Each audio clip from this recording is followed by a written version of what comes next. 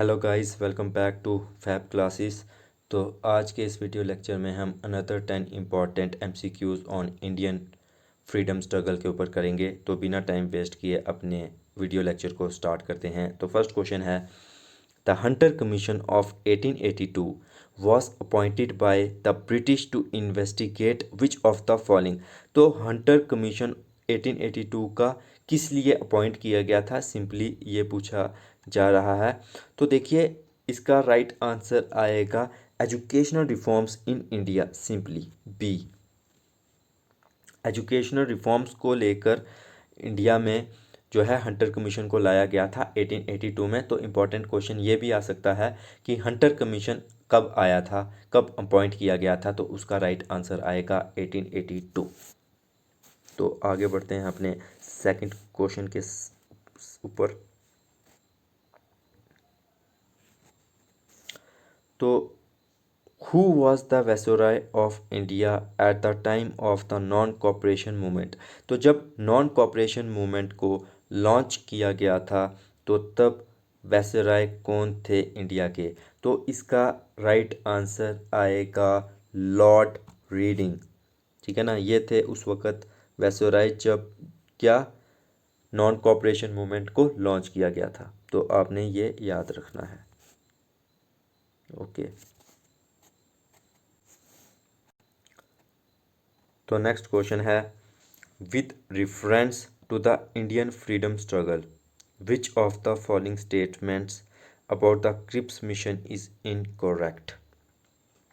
तो ये number of जो स्टेटमेंट दी गई है इनमें से कौन सी जो है वो इनकरेक्ट है, किसको लेके, क्रिप्स मिशन को लेके। It propose the creation of a constituent assembly after the war, बिल्कुल सही।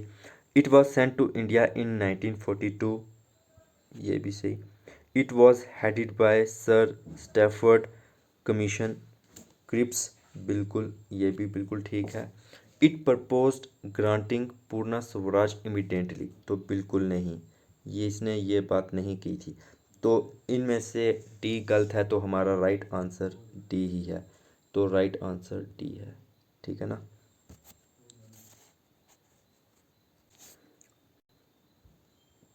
तो हमारा नेक्स्ट क्वेश्चन है, which of the following events led to the formal merger of the Indian national army with the Azad Hind Fauj. तो देखिए, Indian national army और आज़ाद हिंद फौज कब मर्ज हो गई थी। तो इसका राइट आंसर आएगा Subhash Chandra Bose arrival in south east Asia in 1943।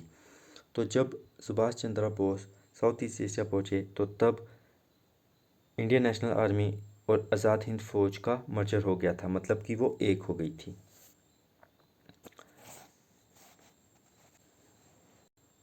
तो क्वेश्चन नंबर 5 की ओर बढ़ते हैं।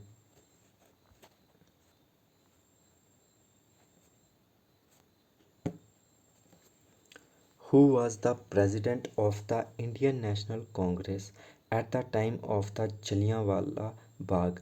तो जब जलियांवाला बाग मैसेकर हुआ तो तब इंडियन नेशनल कांग्रेस को प्रिसाइड किसने किया था। तो इसका राइट आंसर आएगा डी, जवाहरलाल नेहरू। ठीक है ना, Jawaharlal Nehru was the president when Jallianwala Bagh massacre happened. Okay. तो अगले क्वेश्चन की ओर बढ़ते हैं, क्वेश्चन नंबर 6 की ओर। The cabinet mission plan of 1946 rejected which of the following demands. तो जो कैबिनेट प्लान था 1946 का, उसने कौन सी डिमांड जो है उसको रिजेक्ट कर दिया गया था। तो उसने simply separate sovereign state of Pakistan को रिजेक्ट कर दिया था। उन्होंने कहा था कि एक अलग स्टेट नहीं बननी चाहिए, एक ही रहना चाहिए, इंडिया का बंटवारा नहीं होना चाहिए। ठीक है ना, तो इसको याद रख लो। ठीक है ना, the grouping of provinces, the formation of an interim government, the creation of a constituent assembly, इन तीनों को उन्होंने बोला था कि ये बिल्कुल भाई ठीक बात है, बट जो सेपरेट सॉवरेन स्टेट है पाकिस्तान की, ये नहीं बनना चाहिए। तो ये उन्होंने बात बोली थी और इस चीज़ को उन्होंने रिजेक्ट किया था। क्वेश्चन नंबर 7 कहता है who among the following was the founder of the all India depressed classes federation. तो simply all India depressed classes federation का जिसे कहते हैं ना फाउंडर कौन था, तो इसमें दो जगह ना बच्चों को कन्फ्यूजन आ जाती है। एक है ज्योतिबा फूले और बी आर अम्बेडकर, बट इसका राइट आंसर आएगा बी आर अम्बेडकर। ठीक है ना, all India depressed classes federation के फाउंडर थे बी आर अम्बेडकर। तो आगे बढ़ते हैं क्वेश्चन नंबर 8 की ओर।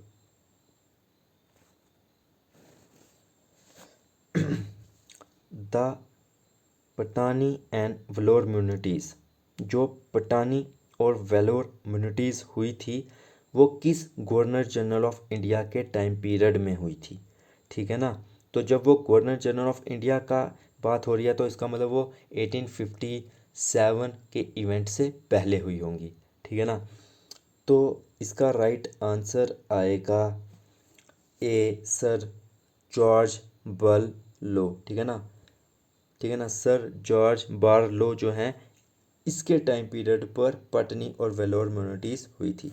तो अब आप कमेंट सेक्शन में ये बताओगे कि ये हुई कब थी। ओके, तो आगे बढ़ते हैं अपने क्वेश्चन नंबर 9 की ओर। The partition of Bengal was annulled by which of the following British monarchs during his visit to India। तो देखिए 1905 में जो है पार्टीशन ऑफ बंगाल हुआ गया था और उसको उन्होंने एनवोल्ड मतलब फिर जोड़ने की कोशिश, जो कि एक काइंड ऑफ अनसक्सेसफुली था क्योंकि जो पहले वाली बात थी फिर वो नहीं हो पाई, बट उन्होंने जोड़ने की बात की या उसको जो पार्टीशन ऑफ बंगाल था उसे रिपील कब किया था, 1911 में किया था। तब वायसराय कौन थे, लॉर्ड हार्डिंग थे। अच्छा, तो उस वक़्त ब्रिटिश किंग कौन था, सिंपली मोनार्क का मतलब है कि उस वक़्त ब्रिटिश किंग कौन था। तो इसका राइट आंसर आएगा किंग जॉर्ज 5। ठीक है ना, आंसर नंबर डी, ये था किंग। ओके, तो क्वेश्चन नंबर 10 की ओर बढ़ते हैं, आज का हमारा आखिरी question. Which of the following was the official name of the quit India movement. तो क्विट इंडिया मूवमेंट का ऑफिशियल नेम क्या था, तो सिंपली वो अगस्त 1942 में हुई थी।